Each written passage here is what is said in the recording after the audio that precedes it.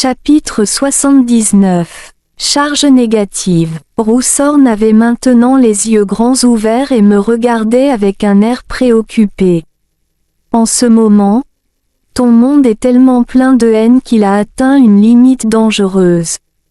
Les êtres supérieurs qui exécutent leur mission sont très inquiets que le chaos total éclate bientôt et qu'ils ne soient plus en mesure de contrôler la rotation du monde, dit-il. Alors, que se passe-t-il exactement dans mon monde en ce moment ? Demandai-je, alarmé. Une nouvelle guerre mondiale a commencé, et tes peuples sont apparemment divisés en deux camps. Ils s'entretuent car les deux camps sont soutenus par les descendants de Vlad. Cette guerre a déjà causé des millions de morts. Guillemets doubles. Honnêtement, le grand nombre de morts est tragique, mais ce n'est pas le véritable problème. Même si davantage de personnes venaient à mourir, le monde continuerait à exister. Mais ce qui est choquant, c'est la valeur de l'énergie libérée par toutes les charges négatives de ceux qui se détestent. C'est cette masse d'énergie négative qui pourrait déséquilibrer la rotation du monde, dit Roussor d'un ton grave. Comment cette mauvaise énergie peut-elle déséquilibrer le monde ? Demandai-je, essayant de comprendre. Ce processus est assez complexe, et tu n'as pas besoin de le comprendre complètement pour l'instant. Pour simplifier, lorsque cette masse d'énergie, pleine de charges négatives, atteint le noyau de la Terre, elle ne déclenche pas de réaction explosive avec l'élément oxygène pur. Au contraire, elle rend l'élément encore plus dense et plus visqueux. Cette densité et cette viscosité affecteront directement la rotation de la Terre dans le futur, mais l'effet immédiat est que toutes les charges négatives restantes se rassemblent dans l'atmosphère, au-dessus du point où elles sont produites. Cela rendra l'atmosphère plus lourde, comme une balle en rotation couverte de boue à un endroit. La Terre perdra son équilibre et sa rotation ralentira. Imagine un gyroscope qui perd de l'élan. Il oscille de gauche à droite jusqu'à ce qu'il s'effondre.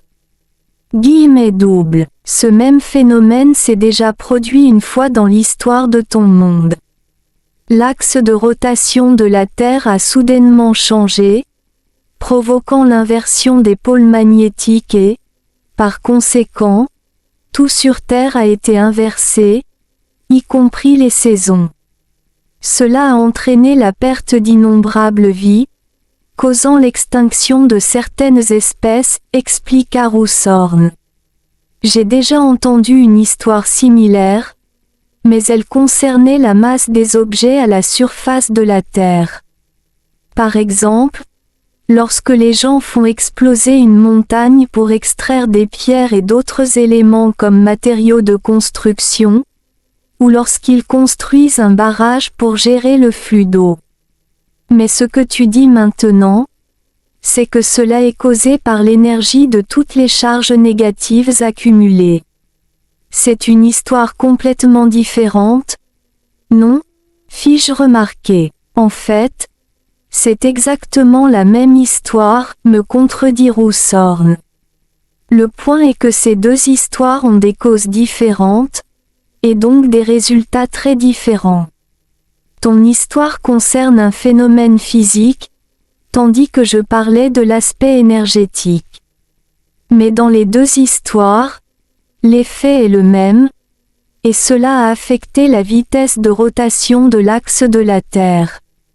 Guillemets doubles. Maître Roussor, je me demande si Vlad sait que le monde, dans lequel il vit aussi, sera finalement détruit s'il continue ses plans ? Demandai-je. Tu poses beaucoup de questions, mon jeune ami, dit-il. However, this is an interesting question.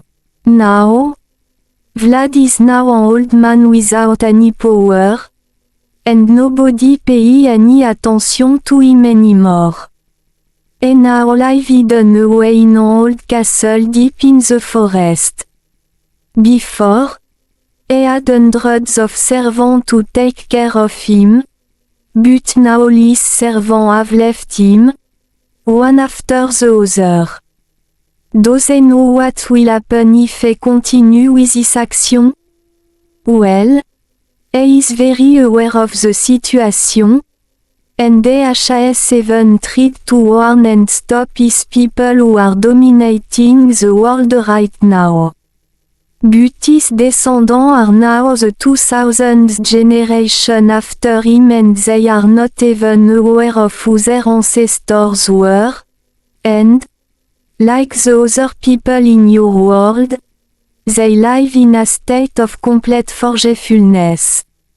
Now we can't even distinguish who is on which side because there's no difference between Vlad's side and the other side anymore. Therefore, we have to assume that all people in your world are all in a state of extreme distress. Rousorn SAID with concerns written on his face answered my query. Vlad himself has become a pathetic old man. He met him in his castle a few dozen years ago and he felt nothing but pity when he saw him. He deeply regretted his mistake and he was crying bitter tears, but it was too late to reverse his deeds. The seed of lustfulness and the excessive power he had passed on to his heir had allowed them to do whatever they wanted, and they simply ignored the warning of the great founder of their family. My memory of Vlad from a long time ago was that of a very intelligent and helpful person, who was eager to learn everything. Now he's a completely different person. He has become a frail old man with withered skin covering his bones, confined to a wheelchair and cared for by a caregiver who look at least how old as Vlad. When his caregiver is no longer around, that will be most tragic for him because then he will be all alone in his enormous castle. He has the genetic code to eternal life but he can't go anywhere anymore. He can only stay where he is and watch the people around him die. Since he himself has the genetic code to eternal life, and since his descendants won't look after him, his castle will become an abandoned cemetery that will eventually turn into ruins. Confined to his crumbling castle and empire, Vlad will be condemned to watch this tragic change with his still functioning eyes, an ironic curse added to his loneliness. I feel very sorry for him now that he knows his story, he admitted.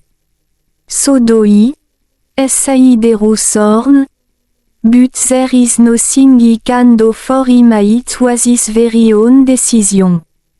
We have no choice but to let the events take their course for another 100 or 1,000 years. And Vlad will still be alive then because he can't die. The legend of the great satanic deity doesn't seem to have a happy ending, he commented, without trying to be sarcastic. Well, if only it would finally end, Rousorn added. Vlad can't meet his end because his life will always go on, and so will the consequence of what he had created in the first place, even though he doesn't play any role in the course of these events anymore. I think this is worse. Before, we only had to deal with a certain group of people but now everyone is possessed by Vlad's concept. This means we are now up against the whole world, even though we regard these people to be like our brothers and sisters, Rousorn said with a sad sigh. It's not easy at all to go against those we love, And it's 100 times more difficult when we know that the people who we have to confront have never experienced what love is. They've never loved us, never loved others, and never loved themselves. Routhorne pause for a moment. But I do believe that everyone in the world does love him or herself. Yes, I do. Gently disagreeing with him. If they really loved themselves, they wouldn't behave in this way, Routhorne replied. They wouldn't poison the air if they were more aware that they needed to breathe. They wouldn't pollute the water if they were more aware that they have to quench their thirst with it. And they wouldn't spray fruits and vegetables with poison if they were mindful that they sustain life.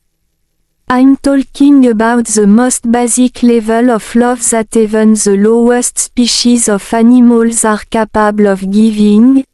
But sadly, the human beings aren't. Hearing Routhorne say that made me feel ashamed for my fellow humans, so he changed the topic. He would like to know what your battle strategy is. Routhorne didn't answer immediately but stayed thoughtfully silent for a moment. We are not calling it a battle because our goal is not to launch physical attacks and gain power over them. I prefer to call it a plan to readjust the consciousness of the people in the world. Victory for us means the accomplishment of making them change their minds and feel love. Finally SID.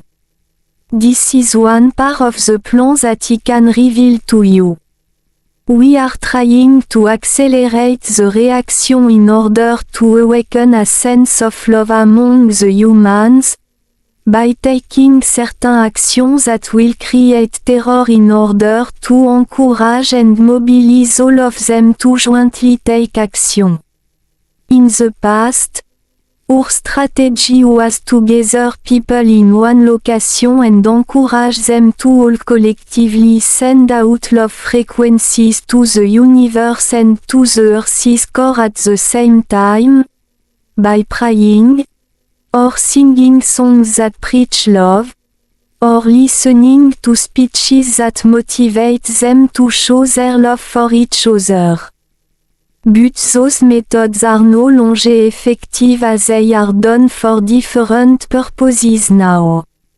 Also, those who participate in these activities have false intentions. Originally, they participated to give and to show love, but now their motivation is to get, or to receive, primarily to earn merit or to go to heaven, as they believe.